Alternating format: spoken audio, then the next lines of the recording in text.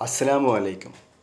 കച്ചി language ട്യൂട്ടോറിയൽസിൻ്റെ കച്ചി video ക്ലാസ്സായ CLT വോയിസിലേക്ക് എല്ലാവർക്കും സ്വാഗതം. ഇന്നും ഒരു പ്രത്യേക വാക്കിനെ ആസ്പദമാക്കിയാണ് ഈ ക്ലാസ് അറേഞ്ച് ചെയ്തിരിക്കുന്നത്. നമ്മൾ പല വാക്കുകളും ഇതിനു മുമ്പുള്ള ക്ലാസ്സുകളിൽ പല വാക്കുകൾ കണ്ടു. ആ വാക്കുകൾ ഒറ്റയ്ക്ക് പറഞ്ഞാൽ എങ്ങനെയിരിക്കും, വേറൊരു സെൻറ്റൻസിൽ അത് കൂട്ടിച്ചേർത്താൻ എങ്ങനെയിരിക്കും എന്നുള്ള കാര്യങ്ങളൊക്കെ നമ്മൾ പഠിച്ചു കഴിഞ്ഞു. അത് കാണാത്തവർക്ക് ഇനിയും ഈ ഫേസ്ബുക്ക് ഈ പേജിൽ നോക്കിക്കഴിഞ്ഞാൽ അത് കാണാൻ പറ്റും. ഇവിടെ ഞാൻ ഇന്ന് നിങ്ങളെ പരിചയപ്പെടുത്താൻ പോകുന്നത് ബി എന്ന ഒരു വാക്കിനെയാണ്. അത് ബി ഒരു അക്ഷരമാണ്. ബി. ആ ബി എന്ന അക്ഷരത്തിന് എന്താണ് പ്രാധാന്യമുള്ളത്, അത് എങ്ങനെ നമുക്ക് ഉപയോഗിക്കാൻ പറ്റുമെന്നാണ്. ഇപ്പം ഇംഗ്ലീഷിൽ നമ്മൾ പറയുകയാണെങ്കിൽ ഓൾസോ എന്ന വാക്ക് നമ്മൾ ഉപയോഗിക്കും. ALSO, also. I also went there, ഞാനും അവിടെ പോയി. ഹി ഓൾസോ കെയിം ദെയർ, അവനും അവിടെ വന്നു, അവനും എന്നുള്ള അർത്ഥം വരുന്നത്. പിന്നെ TOO എന്ന വാക്കും ഇതേ അർത്ഥത്തിൽ ഉപയോഗിക്കാം ഇംഗ്ലീഷിൽ. അതുപോലെ തന്നെ ഹിന്ദിയിലും ഉറുദുവിലും OB ആയാ മേരെ സാത്ത് എന്നാണ്. അപ്പോൾ ബി എന്നുള്ള വാക്ക് ഹിന്ദിയിലും ഉറുദുവിലും ഉപയോഗിക്കുന്നുണ്ട്. അതുപോലെ തന്നെയാണ് ഈ ബി എന്ന വാക്ക് കച്ചിയിലും ഉപയോഗിക്കുന്നത്. ഒരു അഡ്വർബിൻ്റെ ഫലം ചെയ്യുന്ന ഒരു വാക്കാണ് ബി. അപ്പോൾ ഒരു സെൻറ്റൻസിൽ ഇപ്പം ഉനി ബൊജ്ജന ഒസിയ, ഉനി ബെറോ ആ ഒസിയോ, രണ്ട് സെൻറ്റൻസാണ്. ഉനി ബൊജ്ജന ഒസിയ, ഉനി ബെറോ ആ ഒസിയോ. ഇത് നമുക്ക് ഒന്നാക്കി പറയാം.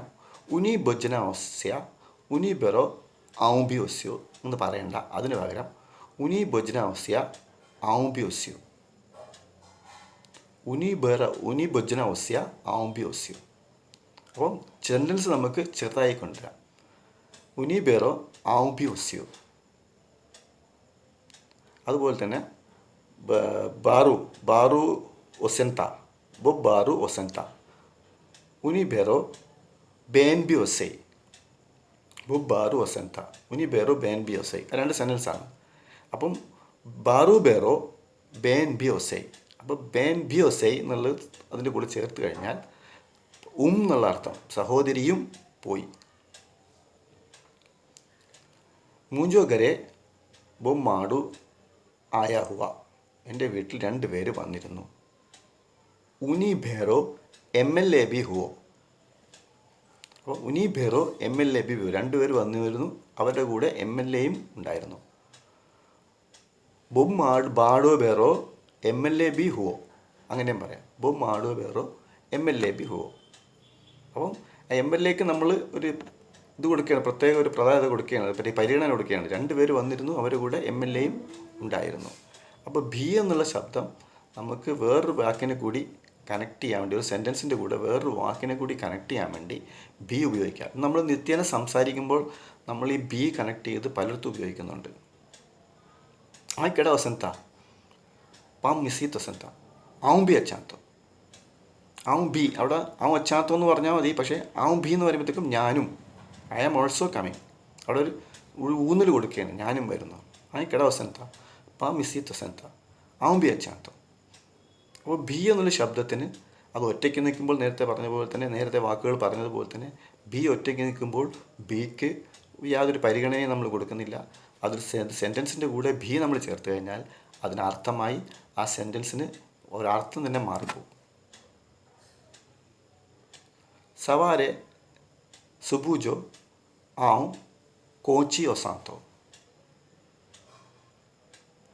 സവാരെ സുബൂജോ ആവും കോച്ചി ഒസാന്തോ, മൂമ്പേറോ മൂഞ്ചോ ബൈഡി ബി അച്ചിന്തി, മൂമ്പേറോ മൂഞ്ചോ ബൈഡി ബി അച്ചിന്തി. അപ്പം എന്ത് പറയാം നമുക്ക്? സവാരെ ആവും കോച്ചി ഒസാന്തോ മൂഞ്ചി ബൈഡി ബി അച്ചെത്തി, സവാരെ ആവും കോച്ചി ഒസാന്തോ മൂഞ്ചി ബൈഡി ബി അച്ചെത്തി. അങ്ങനെ ചേർത്ത് പറയാം. അപ്പോൾ ബി എന്നുള്ള അക്ഷരത്തിൻ്റെ പ്രത്യേകതയാണ് ഇതുപോലെ നമ്മൾ കണ്ട വാക്കുകൾ പോലെ, എല്ലാം കണ്ടതുപോലെ തന്നെ ബിക്കും ഇങ്ങനൊരു പ്രത്യേകതയുണ്ട്. അത് ഏത് സെൻറ്റൻസിൻ്റെ കൂടെയും നമുക്കൊരു അഡീഷണലായിട്ട് എന്തെങ്കിലും പറയാനുണ്ടെങ്കിൽ, ഒരാളുടെ കാര്യത്തെക്കുറിച്ച് വല്ലതും പറയാനുണ്ടെങ്കിൽ നമുക്കതിൽ ബി ഒന്നുകൂടി ചേർക്കാം. അപ്പോൾ ഇന്നത്തെ ക്ലാസ് ബി എന്ന ശബ്ദത്തെ ആസ്പദമാക്കിയുള്ളതാണ്. ഇത് ഇല്ലാതെ വളരെ സിമ്പിളാണ്. ഇതിൽ കോംപ്ലിക്കേഷൻസ് ഒന്നുമില്ല. അതുകൊണ്ട് ഇതിനെക്കുറിച്ച് ഇനി അധികം പറയേണ്ട ആവശ്യമില്ല. അടുത്ത ക്ലാസ്സിൽ നമുക്ക് വീണ്ടും കാണാം. അസ്സലാമു അലൈക്കും.